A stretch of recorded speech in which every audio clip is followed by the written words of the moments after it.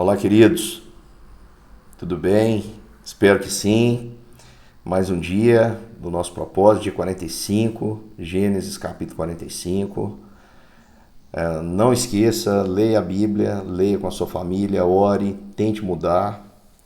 Hoje nós vamos falar um pouquinho e aprender um pouquinho com José de como nós devemos tratar quem nos faz o mal.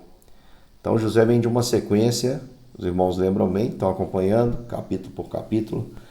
José no começo trata os irmãos com rispidez, dizem que eles são espiões e só aceita a prova que eles não são espiões se eles trouxerem o irmão que eles disseram estar vivo. Talvez José queria ver mesmo se Benjamim estava vivo, porque ele sabia bem quem eram os seus irmãos. Se os irmãos tiveram coragem de fazer isso com ele, imagina com o mais novinho aí, Benjamim.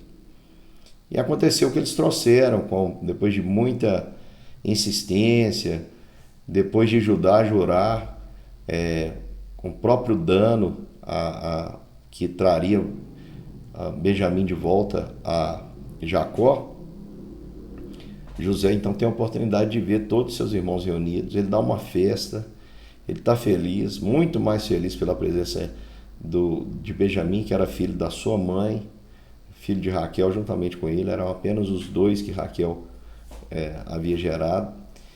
E ele faz então, coloca os irmãos à prova, mandando esconderem uma taça nas bagagens ali de Benjamim, e como sugestão dos próprios irmãos, que aquele com quem fosse encontrado a taça, esse iria morrer e eles seriam escravos.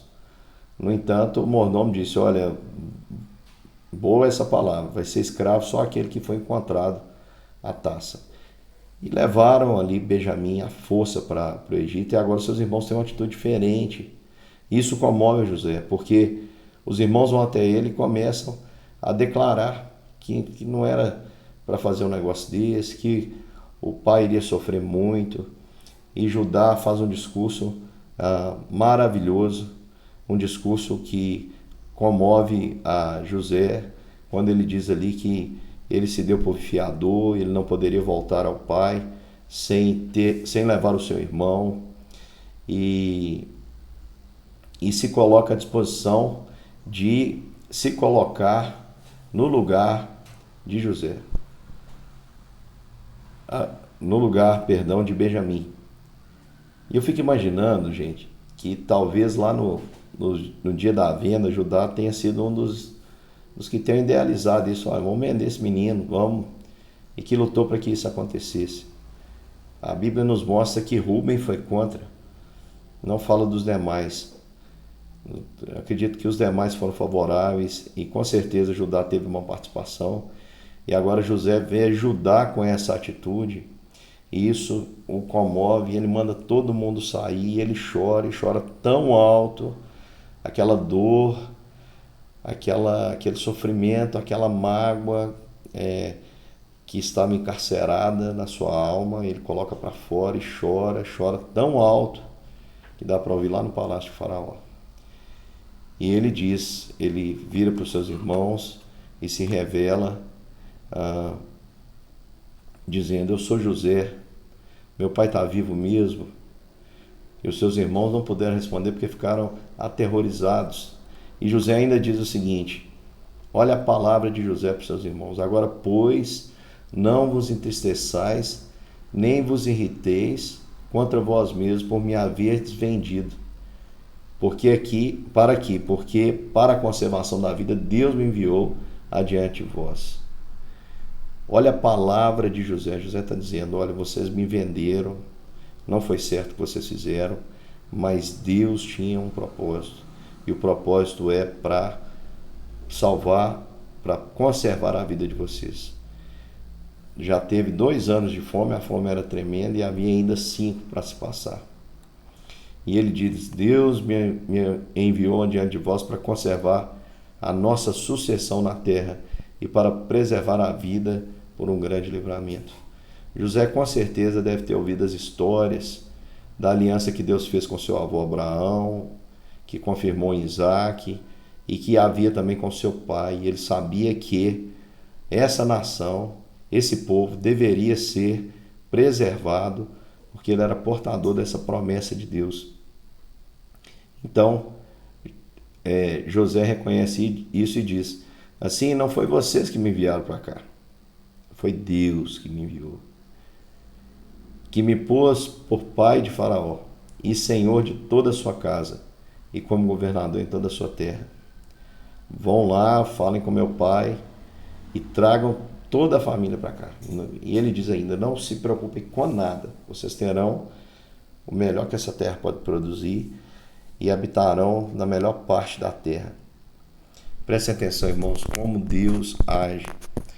Na nossa vida nós temos costume de pensar que as coisas acontecem por acaso. Não existe acaso. Nós confiamos na soberania e na divina providência de Deus. Tudo que acontece na nossa vida é pela sua providência. Ele permite, ele tem um objetivo maior.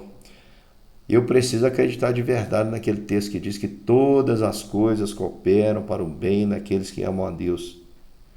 Então, você aí já deve ter experimentado muitas vezes isso.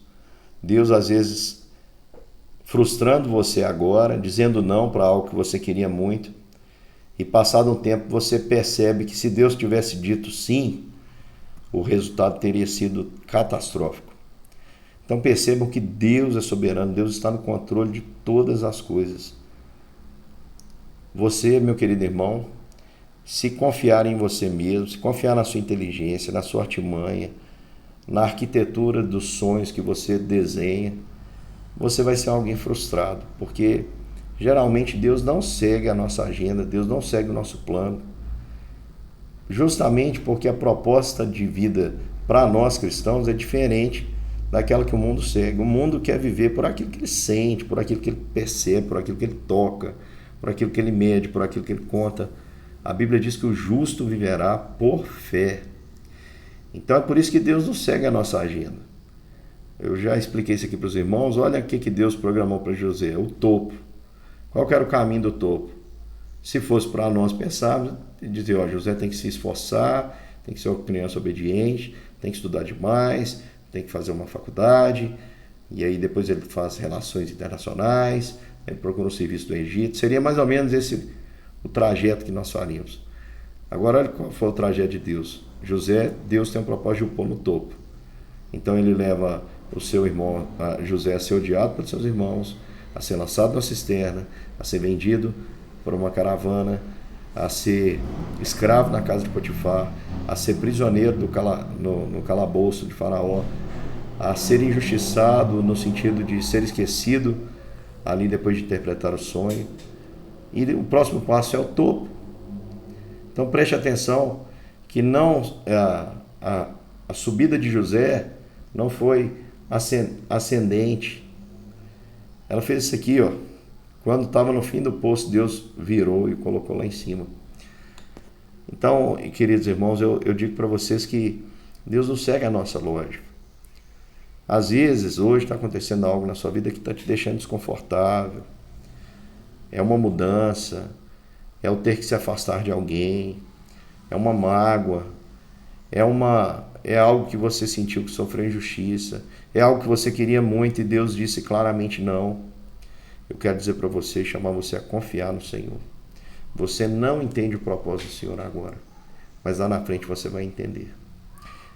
Um teólogo disse certa vez uma frase muito interessante. Ele disse o seguinte, eu não vou lembrar o nome do teólogo, mas ele disse,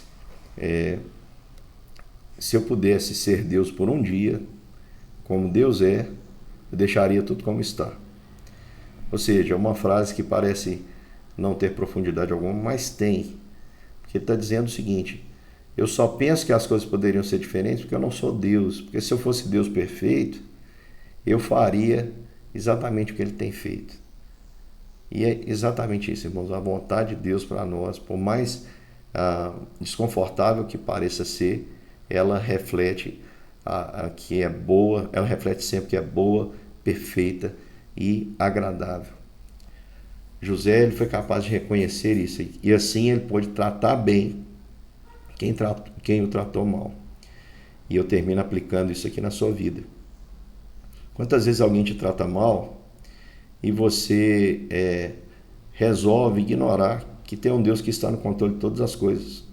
E na nossa vida Deus vai permitir que pessoas nos persigam, pessoas nos tratem mal, pessoas cometam injustiça. E eu faço uma pergunta objetiva. Você acredita que Deus está no controle disso também? Você acredita que Deus é o Deus das montanhas, dos pastos verdejantes, mas é também o Deus dos vales? É o Deus que permite. A Bíblia é recheada de exemplos de homens que Deus permitiu que fossem provados. Então eu pergunto para você, meu querido irmão, você tem reconhecido a soberania de Deus? Você tem reconhecido a soberania de Deus quando você percebe que Deus te deu um grande livramento?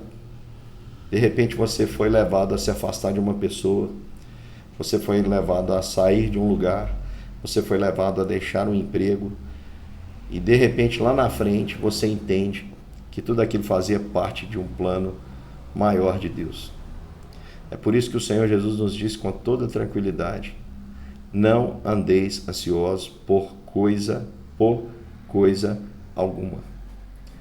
Nós precisamos celebrar isso. Deus está no controle. Ele não nos desampara. Ele não nos abandona. E Ele faz todas as coisas cooperarem para o bem dos que amam a Deus. Por isso é que por fé, não fazendo cálculo humano, deixa eu ver se o fulano de tal merece. Não é isso. Por fé e porque você tem recebido graça de Deus, você é capaz de tratar bem aquele que te faz mal. Principalmente se você perceber que tem um Deus permitindo todas essas coisas para o seu aperfeiçoamento. Que assim seja na sua vida como foi na vida de José. Confie no Senhor, na sua soberania, na sua bondade e no propósito que Ele quer realizar através da sua vida. Deus abençoe e até mais. Um beijo. Fiquem com Deus.